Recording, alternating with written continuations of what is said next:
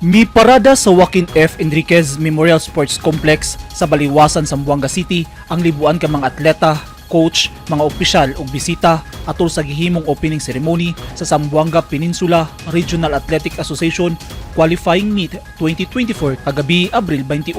Kini ang subling pagbalik sa pagpahigayon og Regional Athletic Qualifying Meet sa Asia's Latin City human ang 18 ka tuig. Katapusan nga nag-host ang Zamboanga City sa ZPRAA Meet niadtong tuig 2006. Gipanguluhan ni Mayor John Dalipe ug sa Department of Education Region 9 ang seremonya. 10,000 ka athletes, coaches, officials ug guests gikan sa 8 ka delegasyon ang mainitong gi-welcome ni Mayor Dalipe. Subay sa record, 465 ka mga delegado ang gikan sa Dapitan City, 619 sa Dipolog City, 701 ang gikan sa Isabela City Basilan, 740 gikan sa Pagadian City.